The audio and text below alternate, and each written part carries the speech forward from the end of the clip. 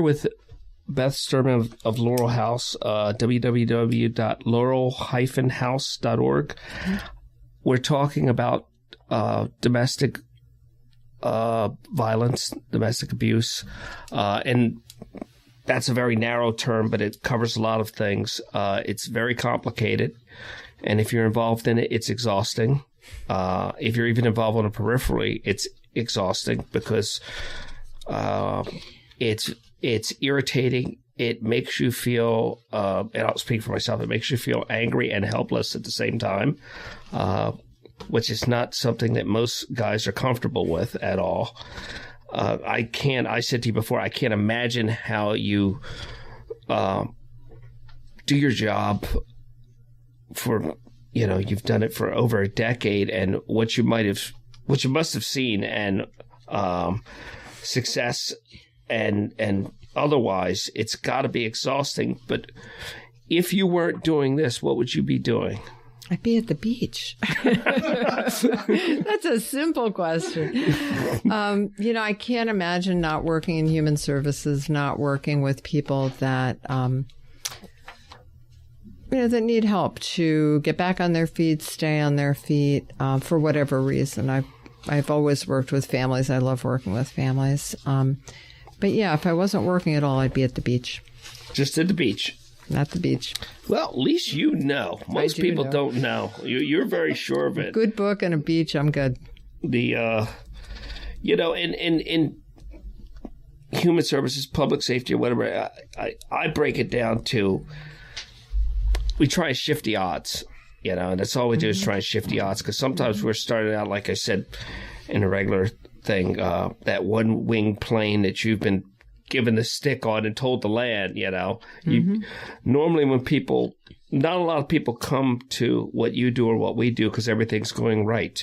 It's very true. It's not that type of business. It's things are bad and horrible. Those are the two choices we have on our menu. And we try and work them back towards right. So you guys are doing education, mitigation, and kind of reduction. This kind of would be your overall goal. How can people have you come out and speak at their groups, church, and otherwise about? Absolutely. We are always happy. We have a group of, we call it our Speakers Bureau. We have a group of volunteers, board members, staff, and sometimes survivors who have used our services and benefited from them, who will go out and speak with church groups, synagogues, chamber meetings, rotaries, garden clubs, all different kinds of groups, as well as with going to like health fairs and that kind of thing, where we'll go out and that's less speaking, but more just having table displays and information that people can pick up and take home with them. And you said a very interesting thing, that the majority of the homicides are more affluent than just a random spread in this county. In this county over the last 10 years. So that goes with the control thing, and that goes with and the means, power, and the ability to actually pull off a homicide. Well, I think it's the arrogance too. I think that it's tough to be arrogant. When you've got two dimes jingling together in your pocket. Some people pull it off though. But I think that there's a certain entitlement that goes along with it. And you talked about your emergency response team. What do they do? So our emergency response team, our DART team, we work with almost all the police departments throughout Montgomery County 24/7. We have a separate DART line that police or hospitals can call. And if someone presents to a hospital with suspicious bruising, or if the police go out in a domestic abuse situation, when it's safe for a civilian to be on the scene, they can call us and we'll go out and meet with the victim and any kids that are involved right away. What we see, and that's round the clock, any hour of the day or night, what we see is that making that immediate connection with the victim, especially if they haven't been involved with law enforcement before, it's overwhelming, and they're traumatized by the upset that just happened. The kids are scared. So they'll go out and calm things down, talk the abused person through what's likely to happen, talk with them about a temporary PFA if the person wishes to pursue that. and help reassure them that if you decide not to let this person back into your home after they're released from custody, that we will be here to try to help you through that. We can help you navigate that. And if you do decide to let them back, here's some safety tips and here's who to call the next time you need help. So we've found a tremendous increase in people's cooperation with prosecution and their ability to give good testimony when they have the support of an advocate right by their side from the beginning. Well, it's because people don't know. They're completely overwhelmed in this. It's like going to buy your first funeral. Right. You're under this immense pressure. You don't know what to do, but it's this societal thing, and you end up paying too much. You know, and you're making decisions while you're under duress. Yep. And that's why you need somebody there. You said, tell us a little bit more about temporary PFAs. Temporary PFA is the initial PFA that can be gotten in an emergency situation. Protection from abuse. I'm sorry. I take that for granted. Sorry. Thank you. So that would usually be the first step if the abused person decides to pursue a protection order that will make it illegal for that time for the abuser to have contact with them. It works. Sometimes it doesn't always work. And sometimes the charges or the evidence isn't going to support a judge granting a protection order. And our advocates know a lot about that whole process. They have the forms with them on their iPads when they go out to the house, which makes it a lot less overwhelming and scary.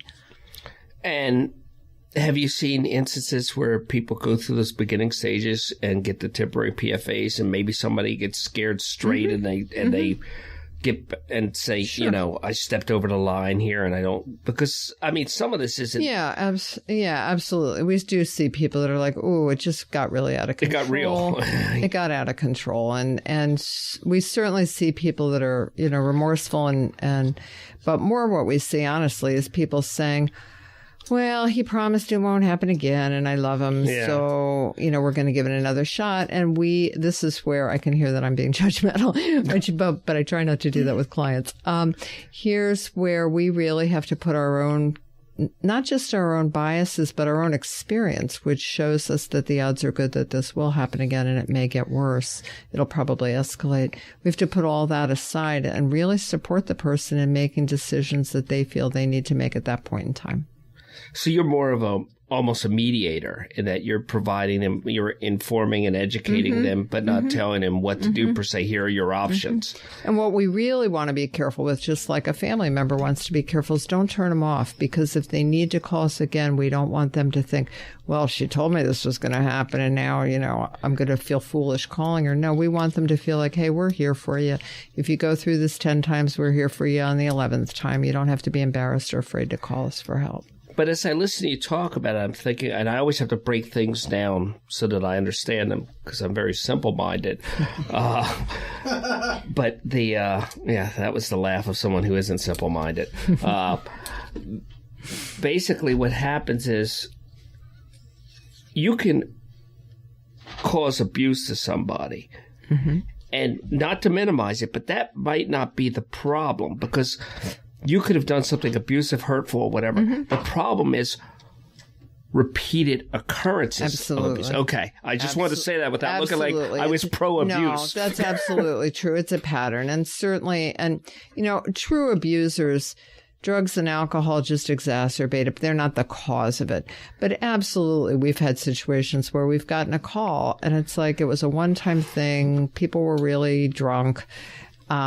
They realize the next day, wow, we better be a little more careful. And they are. I mean, that accidents happen, people get out of hand. That's not the typical, it's not the power and control pattern of abuse that we're talking about. And I just wanted to be clear, because I don't want somebody to be scared that you guys are on some witch hunt for anybody who raises their voice. No, or something like that. No, oh my gosh, no. You know, but it's a pattern of it. And the people that are doing it are patterns that have gone on. I mean, I think anybody out there over the age of 30 can probably close their eyes and think back to some awkward family thing that they heard off in another room that was beyond an argument, you know? There's a difference between a shouting match and verbal attack that's intended to create fear and lead to being able to control the other person. Okay, and that's really a good way to verbal attack to fear and control. With the idea of that, you're reeling the person in so that you can control them and intimidate them and instill fear in them. That's very different than one or two angry people shouting at each other. And why this is all about control? Is there any component of love in this? I mean, why don't they just... I know. You mean from the abuser? Yeah. So I have my own theory. Okay. This is not a domestic violence agency approved theory. I think that yes, sometimes there is an element of control and of fear, of love, and that the person who's trying to exert the control is so afraid that they're going to lose this other person that they really want to just control everything about them so that they don't lose them. That's a theory. Okay, it's a theory. And I think, now is that love? Well, it looks like love to that person anyway, and probably to the abused also, that he loves me so much that he just doesn't want to lose me. Yeah, I've seen people that, when they have a new boyfriend or girlfriend and love gets creepy. It's like, well, yeah, he loves you, but that's a little weird. That's a little weird that he only wants you to wear red or whatever it is. Right, or that he's always by your locker, or that you're not allowed to talk to anybody else, including your cousin. Right. It's like, oh, that's a little much. What would you say are just warning signs that things are going from bad to worse in your business between a couple?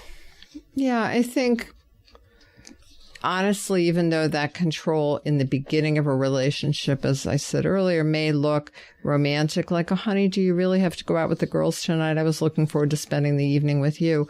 Those are warning signs if they're happening frequently. If it looks like, wow, I used to talk to Susie every Tuesday night on the phone, and now I haven't talked to Susie in weeks because he always wants me off the phone.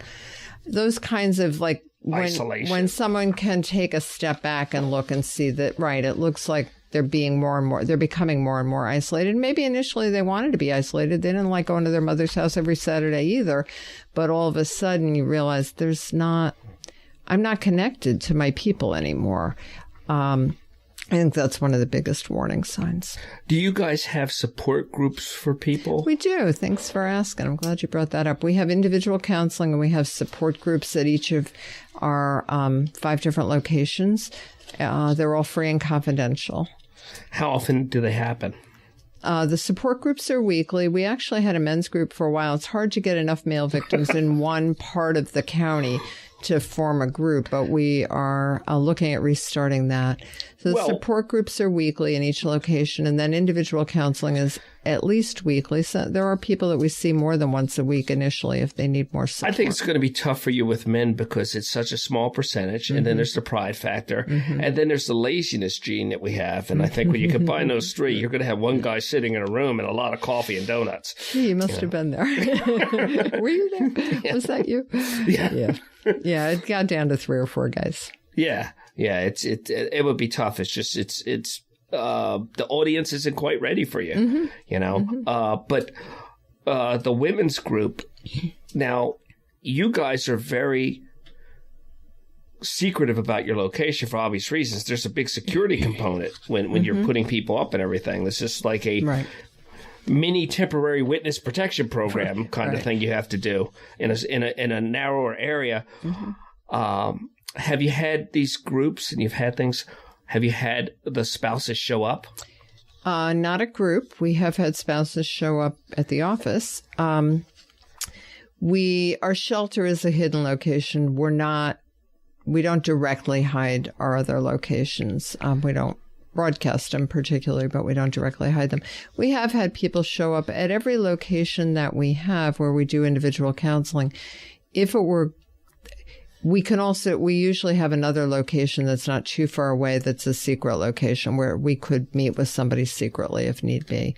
So, but as you talked about earlier, with technology, if someone doesn't take the battery out of their phone, or if someone's tracking someone else's phone conversations or text conversations, it's not really that hard anymore, unfortunately, for the abuser to figure out, oh, she's going to go see a counselor at 2:00 this afternoon at such and